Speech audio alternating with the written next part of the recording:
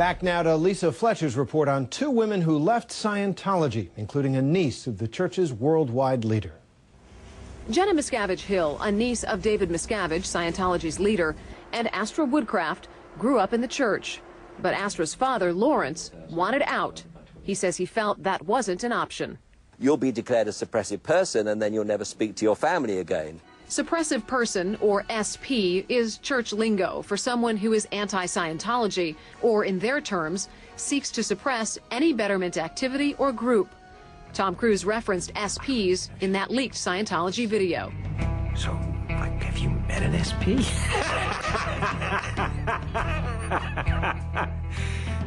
I looked at him, you know, and I thought, oh, what a beautiful thing, because maybe one day it'll be like that. You know what I'm saying? Maybe one day it will be that. Wow, SPs, like, they'll just read about those in the history books, you know? If you leave without permission, they declare you a suppressive person, and they make your family and all your friends, anyone in Scientology who knows you, they make them disconnect from you. Despite the risk of being labeled an SP, Lawrence says he couldn't take it anymore. He left the church. He and his wife divorced. I was told I couldn't see my father anymore because he wasn't in the Sea Org. She wasn't ever supposed to see me, but she would sneak out and come and see me on Friday morning. We had a few hours we were given to do our laundry, and I used to sneak off to see him. There's a little bit of a problem in getting people to talk critically about the Church of Scientology because, quite frankly, they're scared. Oh, no. Well, no. In 1992, Nightline's Ted Koppel did the one and only network television interview with Jenna's uncle, David Miscavige, where he challenged him about the church's policies. They, who do not belong to any organization, are quite frankly afraid to come out and speak. Well, I'm sorry, that story doesn't hold water, because I'll tell you, from my perspective, the person getting harassed is myself and the church. I must have been like 8 years old. We were all told to watch it. We like never watched TV. So we were like, oh, yay, watch TV. What is it you can do for me? Well, number one, I would never try to talk you into that Scientology is for you. I remember, you know, my parents saying, yeah, he did so good in that interview. When Ted Koppel said negative things about the church, he discredited them in his mind. But Jenna says the good relationship she had enjoyed with her uncle would turn sour. She says one day when she was 14, I got in trouble for chit-chatting when I was supposed to be studying, and I wanted to call my parents. They hung up the phone, and I was like, no, I want to call my parents. I tried to run to the other payphone to call them, and they were like, no, people were physically stopping me. Basically, I got held down by like 3 people. I had punched one of them because they were doing that. Shortly thereafter, she says she was confronted by her uncle. You know, what you did is unacceptable. You're not going to get any more special treatment. I was like, if special treatment means being held down and not being allowed to talk to your family, then I am happy to be rid of it. Celebrity Center International is a Scientology church located in Hollywood, California. It is aptly named, as many Hollywood celebrities are members of the church. Tom Cruise and Katie Holmes, John Travolta, and Kirstie Alley. I had one auditing session in Scientology, and I never did drugs again or had the urge to do drugs again.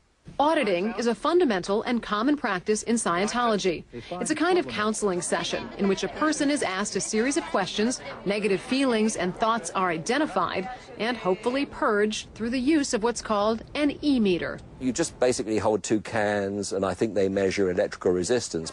They have a whole list of prepared questions. You know, are you withholding anything? Do you have an upset over anything? In other words, they want to find out what's going on in your life. Once a week, we would get a meter check where they just have you sit there and they observe your needle, and if it's like dirty, then that means that you're hiding something. But Jenna says the E-meter and auditing could also be used to interrogate. Do you have intentions to leave and never come back? Do you talk about bad things about the church to your parents? You could be randomly interrogated at any time? Yeah. That's normal? Yeah, I mean, usually it's because they're suspicious of you. In 2000, Jenna's parents, David Miscavige's brother and sister-in-law, were in the process of leaving the church. Jenna says around this time, her E-meter sessions suddenly intensified. One day I just got plucked out of my usual activities and by a very high representative in the church.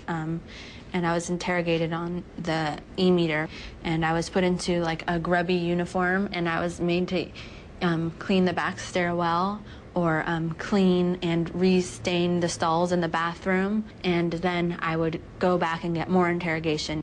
Jenna says there were times when she was physically restrained during auditing sessions. There's been many times when I've tried to leave the room and they've physically held me in there, like physically to a point where I was yelling and screaming. But according to this Scientology report from May 2006, provided to us by Jenna, the church says she was the violent one.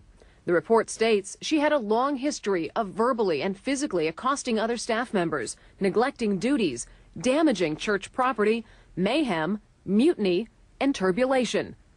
Jenna doesn't deny the incidents, but says the church restrictions pushed her to the breaking point.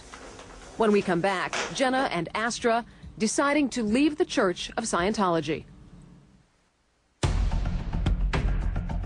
Nightline continues from Washington with Terry Moran. And back now to Lisa Fletcher's report on two women who grew up in the Church of Scientology, but eventually left the fold. I'd been very unhappy the whole time I was there, but this was something I never told anyone, my husband, my friends. Astra Woodcraft was becoming disillusioned with the church. They came out with a new rule. They said, that's it, no more kids. And she was very upset when she was about 16 or 17 and said they suddenly decided to change the rules and that, you know, Sea Org members were no longer allowed to have children. If you get pregnant when you're in the Sea Org, you either have to leave or you get an abortion. I know people who have gotten like up to 4 abortions. I remember thinking, well, wait a minute, I never agreed to this. You know, I'm like 17 years old. I haven't made a decision. I'm not going to have children. 2 years after the policy was established, Astra learned she and her husband were expecting a baby. A very high-level Sea Org member saw me one day and asked me what I was doing, and I said that I was leaving. And he said, why? And I said, I'm pregnant. And he said, oh, is it too late for an abortion? In like such a callous way, I didn't even know what to say in response. We're talking about a culture where they think that what they're doing is so important that everything else isn't important. In a San Francisco Chronicle article from 2001, church leaders responded that it has no policy on abortion, leaving the choice up to individual couples. Lawrence remembers the relief he felt when his daughter Astra finally decided to leave the church. I think that gradually started to seep in on her. Wait a minute, there's more to life than Scientology. That's when she just took off, just got the hell out of that rotten organization. Sorry, makes me upset to think about it. But. Soon after Astra left, she divorced her husband, and she says she was disconnected from her family that was still in the church. A few years later, Astra's younger sister left too. I just realized, I was like, this isn't helping me. Jenna Miscavige Hill, a niece of David Miscavige, Scientology's leader, says it wasn't until years after her parents left the church that she began to realize she wanted to leave as well. I don't even have a life. I don't get to enjoy things. Who am I really helping? Jenna says she and her husband Dallas went back and forth about leaving or staying in the church. In 2005, they finally left for good. But first, Jenna says she was told to sign paperwork promising not to talk about her experiences within the church. And that's a bond, which I didn't sign. I shredded it in front of the lady's face. Now out of the church, Astra and Jenna and another ex-Sea Org member started their website, ex-Scientologykids.com. It's just a way for people to share stories and to maybe reconnect with people who they knew before. Reconnection was the theme of the latest anti-Scientology protest staged by the group Anonymous. I'm not a member of Anonymous, but you know, they are rallying peaceful protests. My mom, my grandma, my brother, and I haven't heard from them or seen them in 8 years. And today the protest is about disconnection and reconnections. Now with her 9-year-old daughter by her side, Astra says she and Jenna are trying to move forward. If they would just let people who wanted to be there, and if someone wanted to leave, they let them leave. And if someone didn't like what was going on, they let them speak their mind. There'd be no story. I'm not going to be scared. I'm not going to be intimidated. I'm just going to continue living my life the way I want it to be. I'm not going to let them affect me anymore. For Nightline, this is Lisa Fletcher in Los Angeles. And once again, Jenna's parents, the brother and sister-in-law of Scientology's leader, declined our request for an interview. Jenna says that she has a good relationship with her parents now that they have all left the church. When we come back, Scientology responds. For weeks, Nightline repeatedly asked the Church of Scientology for an on-the-record response to our report. Tonight, we received a statement in which the church says it would not comment on what it called Jenna Hill's, quote, dismissal from her Sea Org position. It goes on to say, in part, the church will not discuss matters surrounding Mrs. Hill. She has used her name to make an otherwise ecclesiastical issue into a family matter and a personal attack on a family matter. The church will not relinquish its dignity to engage in such a debate. The church cannot respond directly to Mrs. Hill's allegations without impugning her character, something the church will not do. Every religion has its detractors. There is no faith that can satisfy everyone until well in her search for spiritual fulfillment. For the full statement and for more on this story, go to the Nightline page at abcnews.com.